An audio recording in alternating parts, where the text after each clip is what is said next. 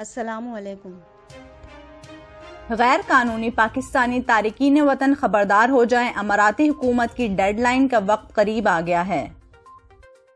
अमाराती हुकूमत की जानिब से 17 नवंबर को खबरदार किया गया था कि जिन एक्सपायर्ड वीजा होल्डर्स ने अपने वीजे की तजदीद नहीं करवाई या फिर अमारात से वापसी इख्तियार नहीं की, इन पर भारी जुर्माने आयद होंगे। इस खबर पर वो पाकिस्तानी बहुत परेशान थे जो मुआशी हालात की वजह से अमारात से वापस नहीं जा सकते थे और ना एक्सपायर्ड वीजों की तजदीद करवा सकते थे। ताहम इनको ऐसी खबर सुना दी गई थी जिससे इन्हें सुख का सांस आ गया था। अमाराती हुकाम के ऐलान के मुताबिक एक्सपायर्ड वीजा होल्डर्स को दी गई डेडलाइन में मजीद तौसी कर दी गई थी। ये डेडलाइन 17 नवंबर को खत्म होना थी, ताहम इसकी मुद्दत में 1.5 माह का इजाफा करके नई डेडलाइन 31 दिसंबर 2020 मुकर्रर की गई थी। इस नई मोहलत के दौरान मजीद हजारों अफराद को अपना वीजा स्टेटस तब्दील करवा के अमारात में कयाम कानूनी बनाने का मौका मिल गया था, या दूसरी सूरत में वो अमारात से चले गए तो इन पर किसी किस्म के जुर्माने आयद नहीं हुए।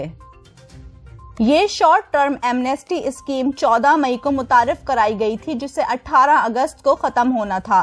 ताहम बाद में इसकी मुद्दत में मजीद 3 माह की तौसी करके 17 नवंबर की डेडलाइन मुकर्रर की गई, जिसमें 17 नवंबर के रोज से मजीद इजाफा कर दिया गया था।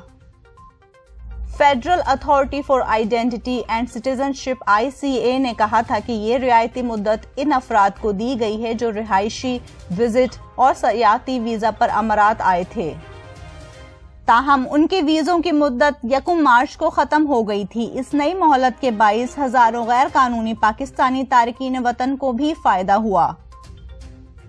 अगर वो 31 दिसंबर से पहले अमारात से चले गए तो इन पर अमाराती IDs और वर्क परमिट से मुतल्लिक जुर्माने भी माफ हो जाएंगे। ताहम अब 31 दिसंबर में कुछ ही दिन बाकी रह गए हैं, लिहाजा एक्सपायर्ड वीजा होल्डर्स डेडलाइन खत्म होने से पहले ही अपनी तैयारियां मुकम्मल कर लें। अब तक के लिए इतना ही। अगले बुलेटिन तक के लिए खुदा हाफिज।